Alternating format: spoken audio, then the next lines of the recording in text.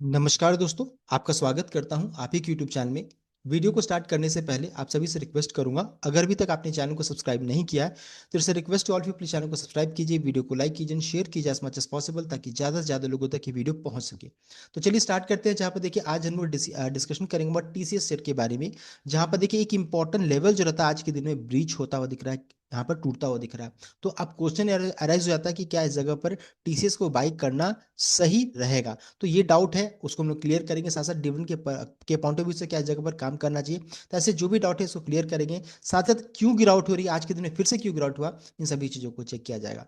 तो देखिए आज के दिन में जो गिरावट हो रही है उसके पीछे रीजन थोड़ा अलग है। यहाँ पर देखिए रीजन क्या निकल कर आ रहा है कि एसेंचर ने अपना Q4 रेवेन्यू को लेकर के अपडेट दिया यहाँ पर, कि उनका जो रिजल्ट जो आया कैसा है। तो यहाँ पर देख सकते हैं रिजल्ट तो बहुत शानदार था। देख सकते हैं रेवेन्यू 7% बढ़ा है, $17.6 बिलियन का। And साथ साथ Accenture expect revenue growth to 2 to 5% in local currency in FY26 and plan to return at least 9.3 billion in cash to shareholders। ये यहाँ पर अपडेट आया तो लगा कि चलिए सब कुछ ठीक ठाक सा है, अब लगता है रिवर्सल होगा। लेकिन इसके बाद जो इनका गाइडेंस जो है वो थोड़ा सा नेगेटिव साइड में है। साथ ही साथ ब्रोकरेज की तरफ से जो व्यूज आने लगे ना वो भी थोड़ा सा नेगेटिव है। यहाँ पर देखिए हुआ क्या कि देख सकते overall earning overhang in IT sector is critical drag. Brokerage की तरफ से जो अपडेट है वो मैं बता रहा हूँ। This pessimism was recently enforced by latest quarterly result and guidance from IT bellwether Accenture। तो इनका जो गाइडेंस आया वो थोड़ा सा नेगेटिव साइड में है। ब्रोकरेज ने नोट किया that Accenture muted growth outlook, देख सकते हैं जो ग्रोथ आउटलुक जो फ्यूचर जो है उसको लेकर के म्यूटेड है। Suggest that demand for large IT discretionary IT spending remain soft. तो डिमांड यहाँ पर कम हो सकता है, यहाँ पर उनके गाइडेंस से निकल कर आ रहा है।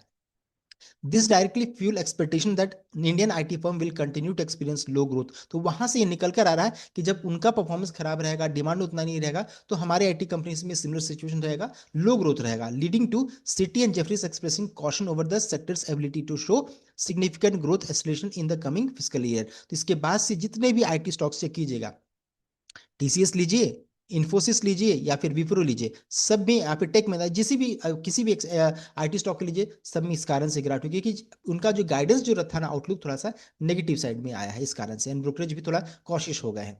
सो गिरावट के पीछे सबसे पहला रीजन बना ये, जो आज जो गिरावट है उसके पीछे ये रीजन बना सबसे पहला। उसके बाद मॉर्निंग आवर्स में अगर चेक कीजिएगा तो आज ही के दिन में ट्रम्प की तरफ से देखिए टैरिफ को लेकर के अपडेट आया। देखिए आईटी को नहीं है, ये अपडेट था फार्मा एंड हैवी व्हीकल्स रहता उनको लेकर के अपडेट आया कि 1 अक्टूबर से देखिए 100% टैरिफ लगेगा। तो ये अपडेट जो आया तो ये पूरा जो मार्केट का सेंटीमेंट जो रहता है, ग्लोबल सेंटीमेंट साथ साथ इंडिया का जो मार्केट का जो सेंटीमेंट जो रहता है उसको नेगेटिव पूरा हो गया। इस कारण से आज चेक कीजिएगा तो पूरे मार्केट में ब्लड बाथ देखने को मिला। तो दूसरा रीजन क्या हुआ, ट्रम्प की तरफ से जो टैरिफ को लेकर के अपडेट आया, मार्केट का सेंटीमेंट खराब हुआ, इस कारण से भी गिरावट यहाँ पर देखने को मिल रहा है। उसका इससे पहले भी देखिए ट्रम्प की तरफ से अपडेट आया था H1B वीजा को लेकर के। एंड यहाँ पर उन्होंने किया क्या था H1B वीजा में, कि पहले जितना फीस लगता था 1700 से 4500 से $4500 के अराउंड में ये फीस लगता था, जिसे बढ़ा करके उन्होंने 1 लाख देख सकते हैं डॉलर कर दिया, $1 लाख कर दिया। एंड इसका इम्पैक्ट क्या हुआ, तो जितने भी आईटी स्टॉक जो दलाल स्ट्रीट्स में है सबको इम्पैक्ट करने वाला है, बिकॉज इनको काफी लंबे समय से इसका बेनिफिट मिलता था यूएस वर्क वीजा प्रोग्राम को लेकर के। अब उनको देखिए इस कारण से क्या हो जाएगा, जा कॉस्ट बढ़ेगा एंड स्लोअर रेवेन्यू ग्रोथ देखने को मिलेगा। तो ये भी एक इम्पैक्ट साथ में, जिस कारण से पहले से गिरावट स्टार्ट ऑलरेडी हो चुका था। साथ ही साथ कल के दिन में एक अपडेट आया था जहां पर देखिए टॉप 10 कंपनीज का लिस्ट निकाला गया कि कौन सी कंपनी जो रहता है हाईएस्ट नंबर ऑफ वीजा जो रहता है, देख सकते हैं list of companies with highest number of H1B visa beneficiaries, कौन सी companies highest H1B visa beneficiaries हैं। तो उसको लेकर के यहाँ पर अपडेट आया। तो नंबर 1 कंपनी तो अमेजोन का नाम था, 14,667 यूज कर रही है। लेकिन सेकंड नंबर में क्या है, तो टीसीएस का नाम निकल कर आया, देख सकते हैं 5,586 अप्रूवल्स यहाँ पर देखने को मिले। और सभी कंपनी का है, लेकिन चूंकि इंडियन कंपनीज में टीसीएस का नाम सेकंड नंबर पे है, तो इस कारण से भी टीसीएस के शेयर में अच्छी खासी गिरावट हुई। यानी ये न्यूज जब आया तो 50 डे मूविंग एवरेज का जो सपोर्ट था वो ब्रीच हुआ, एंड आज के दिन में इंपॉर्टेंट लेवल जो है वो भी टूटता हुआ दिख रहा है। अभी देखिए इन सभी न्यूज के कारण क्या हुआ, टेक्निकली हम बेरिश जोन में चले गए। कल के दिन में जो अपडेट आया था, टॉप 10 कंपनीज का लिस्ट आया था, इस कारण से 50 डे मूविंग एवरेज जो बहुत लंबे समय से सपोर्ट का काम कर रहा था, अब वो रेसिस्टेंट का काम करेगा, अब उसके नीचे चली जा चुकी है। 200 मूविंग एवरेज के नीचे में तो है ही, तो हम लोग इनडिसिसिव जोन में थे। अब क्या हो गया, ये लेवल टूटने के बाद हम बेरिश जोन में जा चुके हैं, यानी कि अब गिरावट और बढ़ सकता है, गिरावट बढ़ ही रहा है, देख सकते हैं अब 2900 का लेवल भी टूट रहा है। ये जो लेवल देख सकते हैं बहुत ही लंबे समय से देखिए सपोर्ट का जो काम कर रहा था इस जगह पर, अब कई बार इसी जगह से रिवर्सल यहाँ पर हुआ है, देख सकते हैं। अब वो लेवल देख सकते हैं आज के दिन में वो टूट रहा है। अगर ये लेवल टूट जाता है यानी कि 2870 लेवल टूटेगा तो फिर अच्छी खासी और बिकवाली देखने को मिलेगी।